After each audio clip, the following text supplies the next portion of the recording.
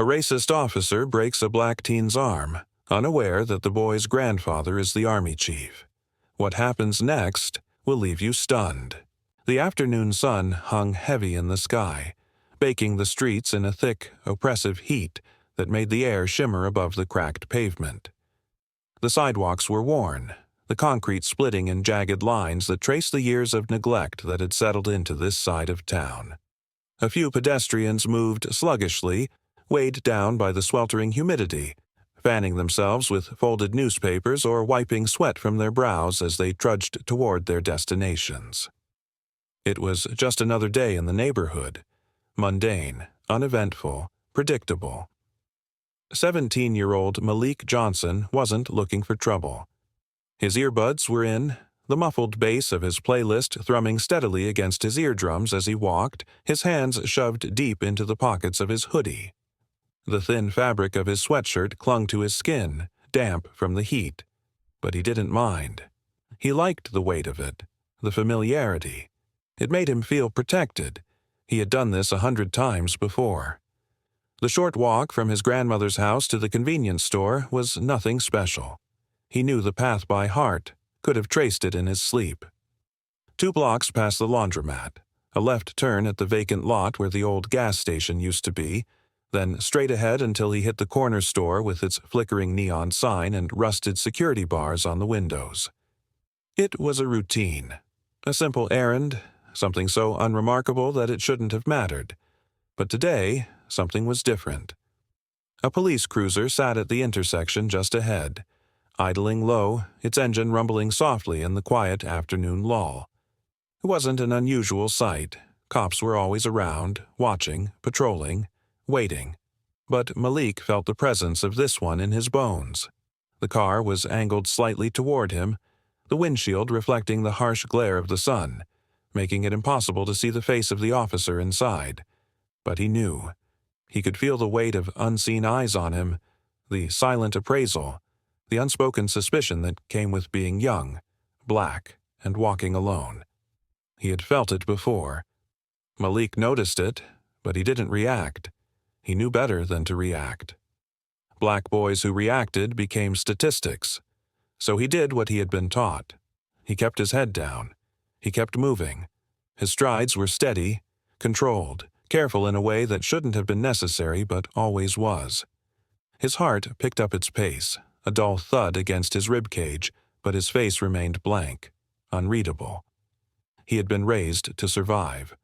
But Officer Darren Connolly was already watching him. Connolly had been a cop in this town for 10 years. 10 years of patrolling the same streets, pulling over the same people, seeing the same faces. The job had hardened him, made him see the world in rigid lines of us versus them, law versus disorder, control versus chaos. He had learned to spot trouble before it started. At least that's what he told himself. And every time he saw someone like Malik, he thought the same thing. Up to no good. It didn't matter that Malik wasn't breaking any laws. It didn't matter that he had never been in trouble before, that his record was clean, that he was just a kid walking to the store like any other teenager. Connolly didn't need a reason. He was the reason. His fingers drummed lightly against the steering wheel, his eyes narrowing as he watched Malik approach the store. The way the kid moved, the hoodie, the earbuds, the casual but purposeful stride, it all looked wrong. It didn't matter that nothing about it was actually wrong. Connolly had made up his mind.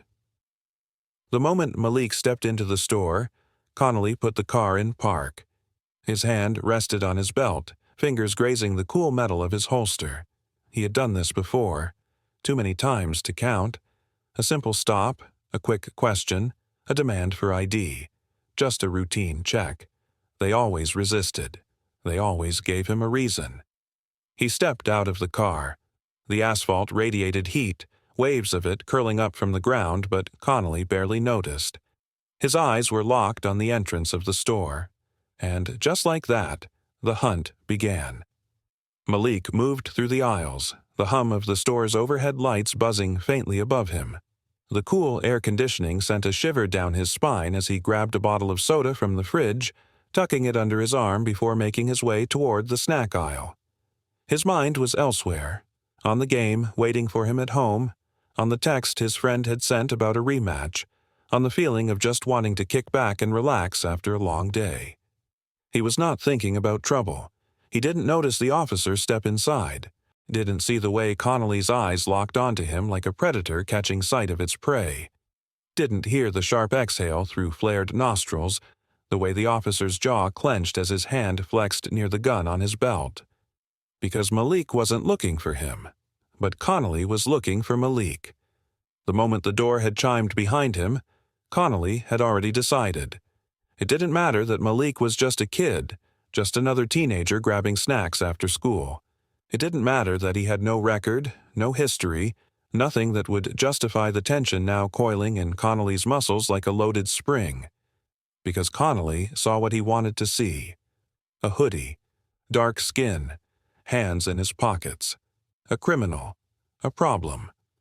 Malik reached the counter, setting his items down, nodding at the store clerk as he dug into his pocket for a few crumpled bills. His thoughts were light, easy. He was already picturing himself back home, controller in hand, his body sinking into the worn cushions of the couch. But then he felt it. That weight, that presence, the undeniable knowledge that something was about to go terribly wrong. And then a hand on his shoulder. Too hard, too firm, too wrong. Malik tensed. The grip wasn't casual. It wasn't a tap, wasn't an accident. It was a claim, a declaration, a warning. He barely had time to react before Connolly's voice cut through the space between them. Low, authoritative, laced with accusation. Connolly demanded to see what was in Malik's pockets. Didn't ask. Assumed. Declared. Said he had seen Malik stuff something inside his hoodie. Said he had been watching. Said it in that way cops like him always said things. Not as a question, but as truth. Malik felt his pulse hammer against his ribs. He turned slowly, his movements controlled, careful, precise in the way black boys learned to be when a badge was in the room. His hands lifted slightly, not in surrender, but in proof.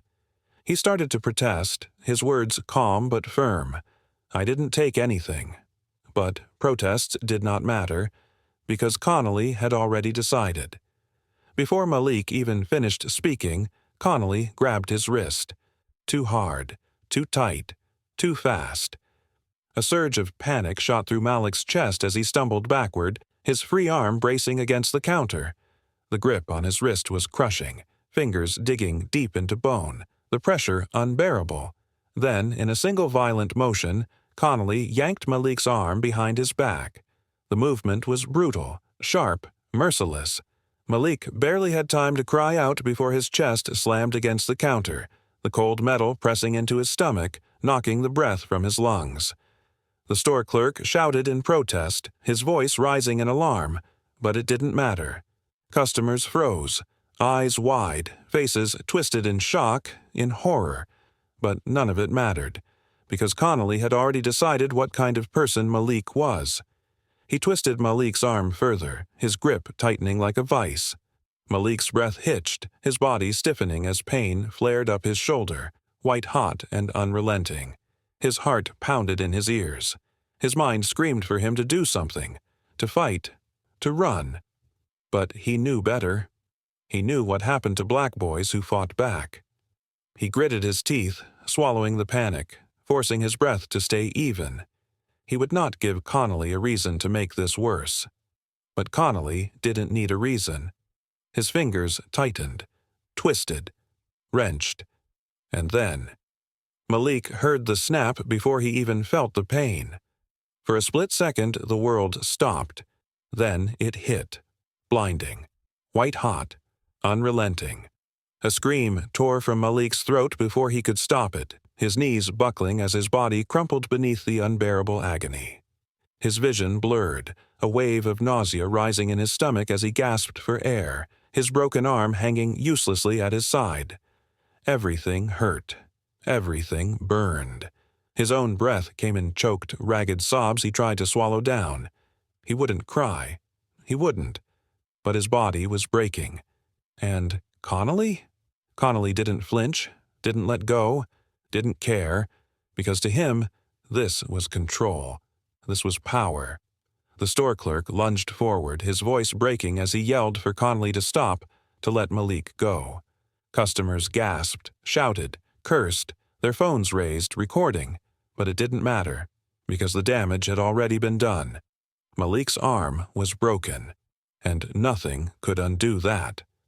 Malik lay in the back of the squad car, his breath coming in uneven gasps, his broken arm wrapped in a makeshift sling that did nothing to dull the pain. His body trembled from the shock, from the way his nerves screamed beneath his skin, from the raw ache that pulsed through every inch of him. His vision was unfocused, his head resting against the cool glass of the window, his forehead slick with sweat. The harsh fluorescent streetlights blurred into streaks as the car moved, the metal cage between him and the front seat pressing against his knees. They hadn't even taken him to the hospital. They had tossed him in the car like a piece of trash, like he was less than human. Malik bit down on the inside of his cheek, hard enough to taste blood. He would not cry. He wouldn't let them have that. He wouldn't give him that. In the front seat, Officer Darren Connolly was calm.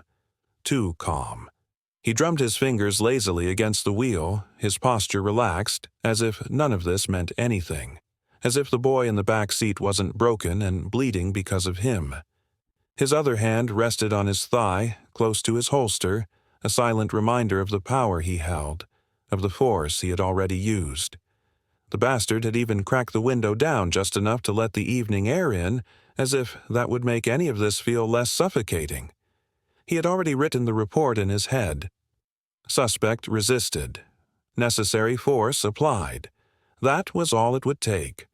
A few words, a few keystrokes on a form, and this would all disappear. Another day. Another arrest. Another black boy learning the hard way that power belonged to men like Connolly. No one would question him. No one ever did. But then the radio crackled. The static was sharp, breaking through the thick silence, followed by a voice, stern, cold, absolute. Authority dripped from every syllable. Connolly barely listened at first.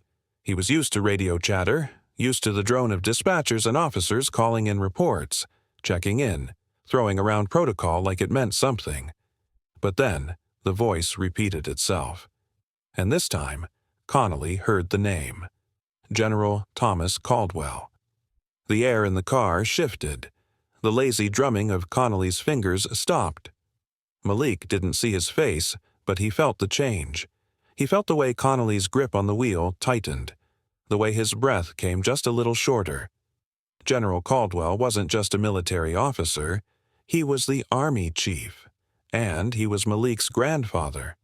Malik might have found satisfaction in that realization, if he wasn't too busy trying to breathe through the pain.